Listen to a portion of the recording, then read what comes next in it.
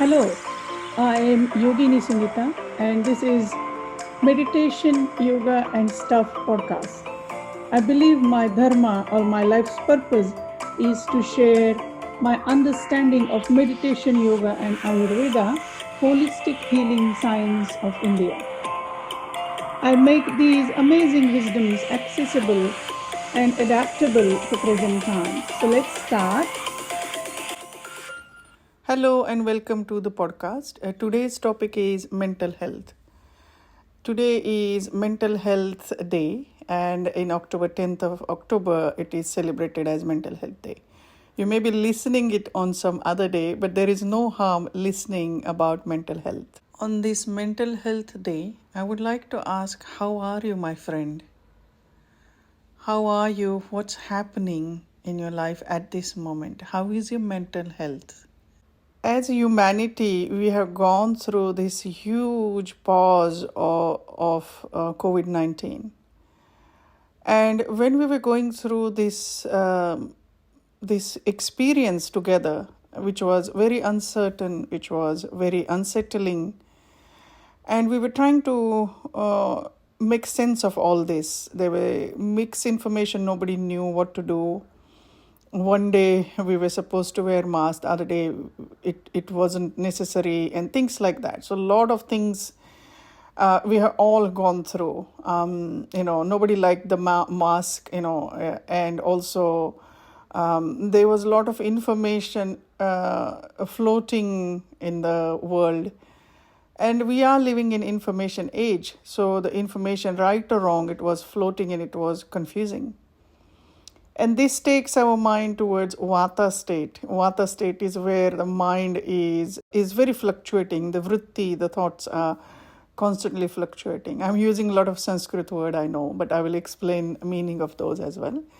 So vritti means the thoughts which are constantly churning in our mind. So all our energy went towards making sense of things and basically try and deal with the situation, which was presented very suddenly. One day I remember I was teaching and I came out of the class, and one of the clients said to me, "Are you going to teach on the Sunday?" And I said, yeah, there is no, I will be here, I was...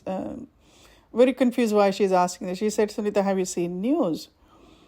And me being me, I hardly look at news at that point. I was, in my yoga world and doing my practices. And, so I had to look into what's happening. And the thing was, they were talking about this COVID-19.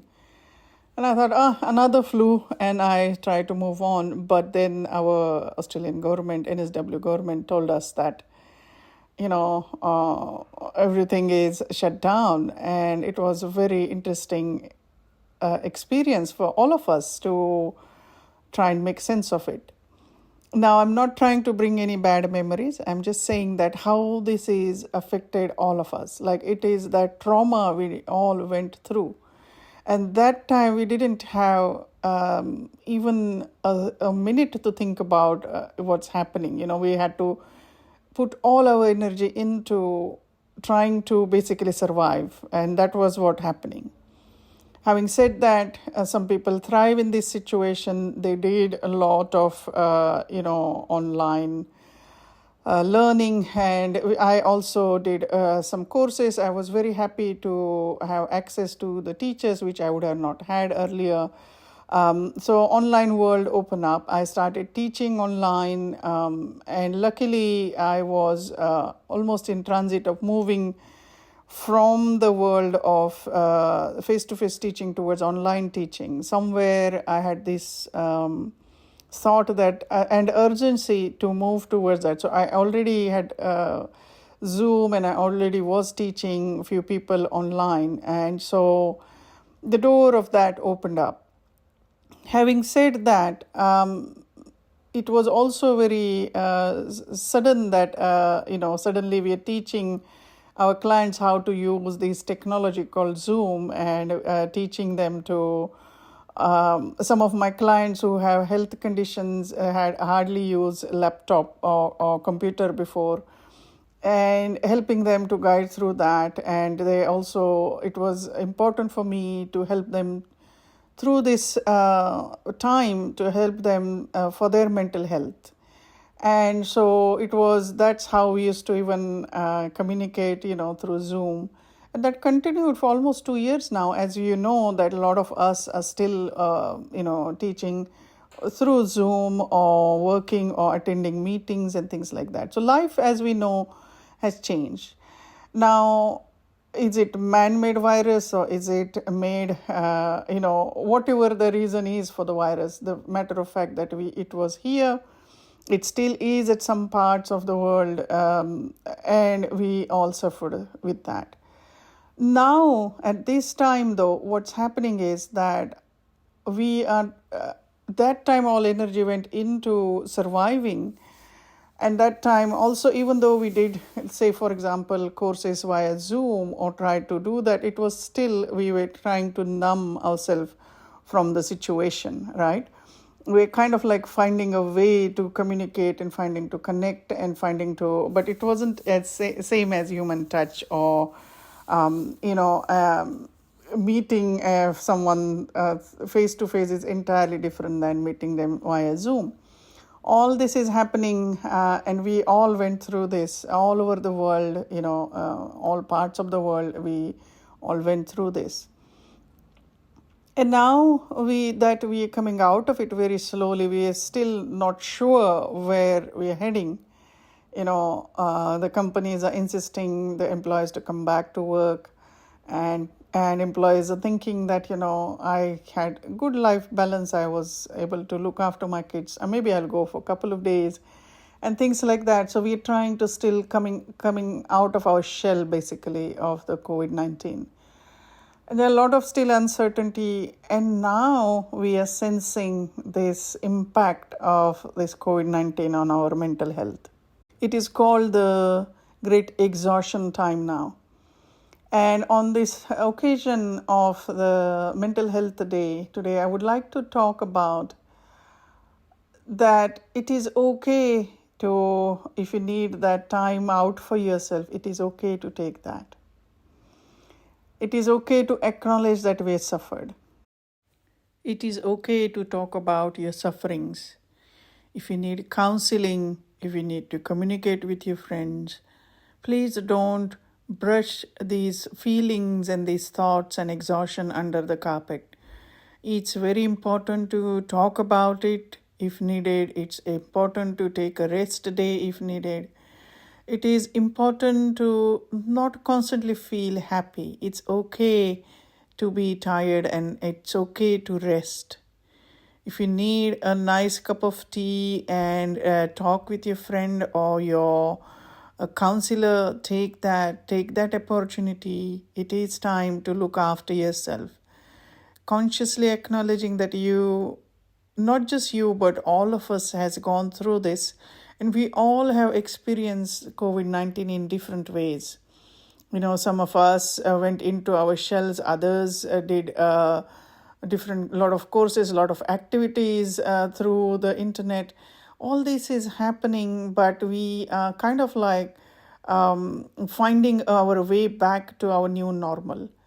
And for this, if you need a little bit time out, if you need to rest, if you need to look after yourself more, that's okay.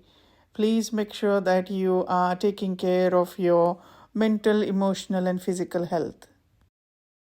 I personally have made really huge decision of moving from outskirts of the city to move back towards the city to be close to my loved ones.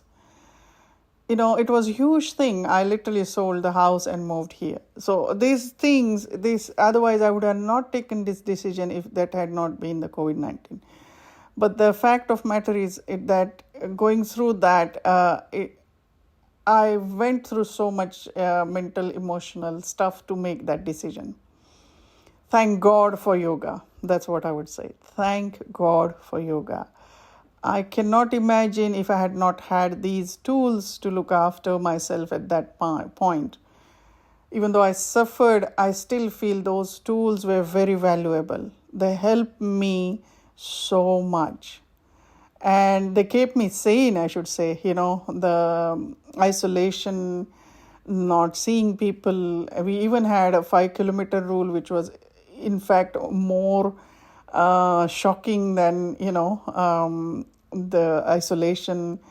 So all those things, not seeing loved ones personally, all these things, and compared to some other people, I know that my suffering is nothing.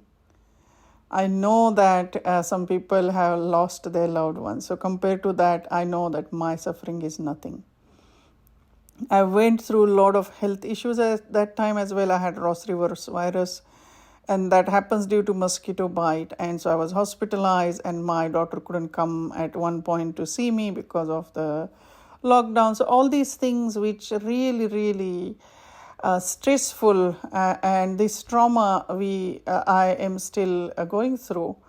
And today is this mental health day. I'm sitting back and observing that how did I survive during this time. And it was survival. Don't get me wrong, it wasn't thriving. I wasn't feeling any thriving there. I felt that, I need to just basically stay, hanging in there. That's what the word I would use, stay floating. And I had wisdom of yoga to float with, So with that intention, actually, I started this podcast. So I was physically unable to move, but all I could do was I could talk. And so that's when the podcast started, and I wanted to share my understanding of yoga, meditation, and Ayurveda with the world. And that was the origin of the podcast. So sometimes things like these come out through trauma. And also, when we go through these experiences, there is always a bigger picture. We sometimes, when we are in it, we don't see it. But the fact of matter is, it has impacted all of us. And so I'm going to suggest a few tools or techniques and few things which you can use for your own well-being. So first and most important is that noticing that what's happening with you at this moment. Take a pause and tune in and notice, are you okay? We always start with awareness. And what is this awareness? Awareness about how I'm feeling in my body. How is my breath? How is my posture? Is there any sensation in the body? So tuning in, noticing what's happening in the body at this moment. And you may notice that there is maybe a little bit tension in the shoulder or back. You may notice that the back is a little bit tight, there is a little bit pain, or maybe your feet or hand, whatever it is. We just acknowledge, we do not judge, we notice, and we acknowledge that it is what's happening in this moment. And now that we have noticed, the next is, what is next? What steps will you take to look after yourself when you're suffering like this? For example, if you're noticing that the shoulders are tight, what can you do? If you notice your breath is shallow, what can you do? If you're feeling you're agitated, what can you do?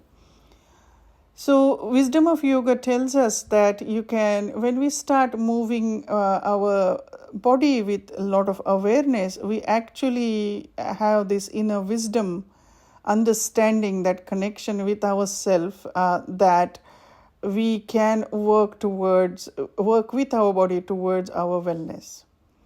So the asana practices or yoga's physical movements are really, really effective when it is done with a lot of awareness. Now, let me give example that what I mean. So, for example, if you are practicing doing asana practice in the morning is when you need to maybe move a little bit stronger, listening to your body.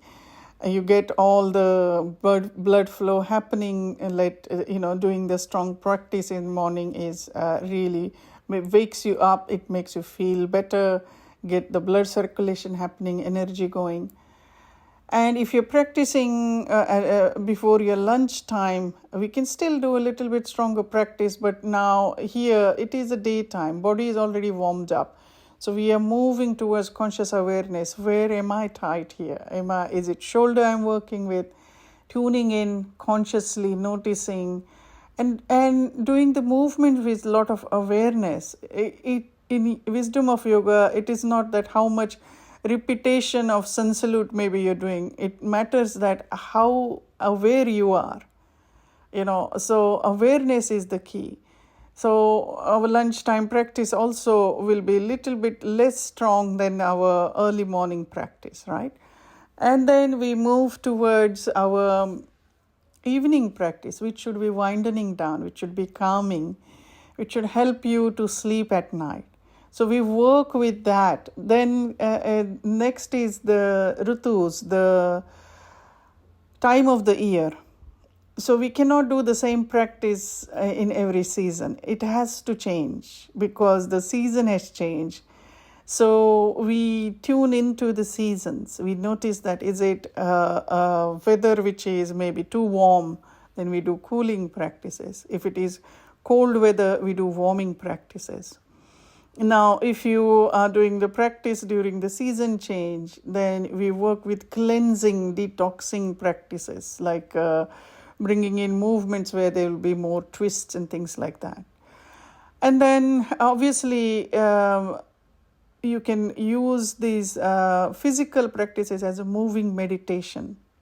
You can bring that quality in. And how to do that, you can really tune in. What's happening with me at this moment? Tuning in, self-inquiry is the way to go. And once you've done your self-inquiry, once you've done that practice, you sit down, do breath awareness or some pranayama practices and meditation. It's always important to have these relaxation meditation practices after your asana practice. The reason for that is it works like a save button. So we are neurologically saving all this information in our system. And so this is how we can bring in awareness into our life. Once we start noticing that we take this understanding, what we notice on our mat, we can take that understanding into our life. Say, for example, if you're noticing that there is a tightness in your shoulders, and when you are sitting in front of computer, you notice that your shoulders are going up, or maybe you're sitting funny, and that is putting pressure on your back. So then how do we bring that awareness into that posture? Can we take more support? Can we relax shoulders? All these things we can bring into our understanding. So yoga never just happens on the mat. Yoga always happens in all parts of our life. So yoga is a lifestyle. So this is how we can work with our mental, physical state, emotional state as well. So the more you start noticing with our awareness, with asana practice, pranayama practice, or yogic breathing practice, and meditation practice, the more you will become aware that what's happening in this now. And the more you start noticing that I am holding on to this maybe shoulders, which is not serving me. And you start softening your shoulders. You start relaxing them, working with them. So that's what the magic of yoga is. And also the sages or the ancient rishis knew that our body is something we can connect with. It is tangible. So when I tell you to move your arm up, you can sense you're moving your arm up. So first thing we focus on connecting with the body, bring awareness there, then bring awareness towards breath and then towards mind. So we are working inwards, we are understanding ourselves more. And this self-inquiry really helps. So we start noticing that there are things which do not serve us, we unnecessarily carry them, we unnecessarily worry them. So we learn to let go. And that is the beauty of yoga. And this is how it helps us in our mental health. It doesn't happen like that. It takes practice. It takes regular practice is the key. So, where to start? So, if you have a regular yoga practice or of any form, asana, meditation, pranayam, I suggest that you're already there. You're already looking after yourself. Now, notice if this practice is serving you. So, we're tuning in, okay, so if you're doing, say, physical movements, is it really helping you? Is it taking you from sympathetic mode to parasympathetic mode? So, is it taking you from flight and fight mode to from that mode towards relax and digest mode? And that's the mode we want to move towards. When our system calms down, it does wonders for us. We can start, we become very creative. We start noticing beauty around us. We start letting go of whatever is not serving us. Instead of living life like numbing everything with and constantly looking outwards, we start noticing, and the noticing helps us to let go of unnecessary stress, unnecessary tension which we carry in our body, mind, our emotions, and we start making correct decisions. And this is how yoga and mental health work together. It is fantastic. In fact, without working with our mental health, we are not really doing asana or yoga or meditation. Uh, so, what is aim of yoga? Aim of yoga is to become enlightened. Now, if that may not be their goal, your goal doesn't matter. What matters is that yoga helps us to let go of the things which are not serving us. It is a beautiful way to look after yourself. Now, if yoga asana is not for you, you can do practices which where you can bring movement and awareness together, where you are completely in zone, whatever that movement is. I know a friend of mine loves surfing, and morning surfing is their way of connecting with the nature, with the ocean. So that could be your way, and that's perfectly all right. Finding a way to connect with yourself, and we are focusing on bringing stillness, bringing compassion, bringing love in our life. That is what yoga's way of looking towards our mental, emotional health and physical health. So let's take this understanding and start bringing in positive steps in our life. And this is where Ayurveda can come in. So Ayurveda tells us that all the diseases now we have, most of the diseases, we say maybe say 95% of the diseases are lifestyle diseases. And so Ayurveda's solution for that is noticing, again, awareness is the key, and noticing what practices you are doing which are not serving you, letting go of that and replacing with the practices which will serve you. So you start bringing in practices which will energize, help you to keep your toxins low in your system, help you to move towards better health, optimal health. And Ayurveda's dinacharya or daily routines are fantastic, like, starting your day with a positive note, starting it with maybe prayer or gratitude, and also ending it with prayer and gratitude. So we're having this human experience, and this human experience is something, a gift which is given to us. And both yoga and Ayurveda mention that, and also help us understand that this is how we can look after our mental health ourselves. We can bring in peace, calm, love, compassion in our life. And if you know someone who is suffering through mental health issues, I suggest being kind, compassionate. Notice that how vulnerable this person may be who is suffering through the mental health issue.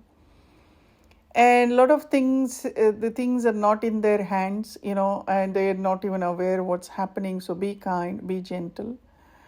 And before I forget, one more thing I would like to add is your diet. So Ayurveda suggests that the diet we have has a lot of impact on our minds, waves of our mind, or vrittis of our mind. So your diet is going to play a big role into the state of your mind. So if you tailor-made your diet according to your dosha or your constitution, you will notice that your system calms down, your minds calm down. So that will help as well. And if you know someone who is suffering through mental health, maybe you can help them to move towards better diet as well. This doesn't mean that stop eating what you love. That's not the point. The point is, how can you bring in more optimal energy into your life? The food which has prana. The prana means the universal energy which is keeping us alive. This energy, when it leaves us, we are pronounced dead. So the prana is that vibration which we have within us, and the universe has prana as well. And this give and take of prana is constantly happening through our breath. It is also happening through our food. It is also happening through our thoughts, the things we see, observe. So where mind goes, prana follows. So how can we bring our mind towards the prana gaining things, where we bring our mind towards positive things in our life? You bring awareness towards maybe beautiful sunrise or sunset, which can fill you up with joy. That feeling, that's what the prana giving feeling is. And so how can you top those feelings, and how can you bring prana into your life? When you look at food, if it is juicy, beautiful apple or beautiful fruit in front of you, it is full of prana. If the same fruit is dipped into sugar, processed, fried, then there is no prana in it. Even though it may be tasty, but it may not give you what you really need. And so prana gaining things, prana gaining activities are important. And we all know subconsciously how to gain prana. But the thing is, we numb ourselves. So we all know that prana gaining practices, which are really help us feel home, feel us connected with ourselves, feel us with joy. And those are the things which are prana gaining. So again, I hope you enjoyed this podcast. Also, I request you to become a Patreon, support me. I will really appreciate that. When you support me, you will receive through the Patreon account, you will receive monthly 4 new yoga classes, 2 guided meditations. So yoga classes are videos. They are 1-hour yoga classes, and you will receive these gentle yet life-transforming yoga classes. 2 meditations, which are a guided meditation. They are roughly somewhere between 7 to 12 minutes, so you can easily adapt them into your life. There will be audio meditations, and also Ayurveda tips or recipes, a couple of recipes every month. And then also I will give a surprise gift. And on top of that, I'm also giving you meditation integration monthly planner. In this, we'll start with 7 days, and each month you will get more 7 days of that monthly planner. And what it helps you to do is, like, you can use it for 1 week and repeat. It will help you to bring in meditation into your daily life. So I hope that you enjoy this podcast, and please support me. I really appreciate that. And also, if you have any topics, please let me know. I would be happy to talk about it to my capacity. Thank you so much for listening. I really appreciate you. And make sure you look after yourself. If you need a rest, take that rest. Your mental health is very important. You need to fill up your cup. If you don't fill up your cup, what will you help others with? So it is very important to look after yourself. Keep shining. Thank you for being here. Bye for now. Thank you for tuning in. I really appreciate that you're taking this time out of your day. Don't forget to subscribe. Take care. Bye for now.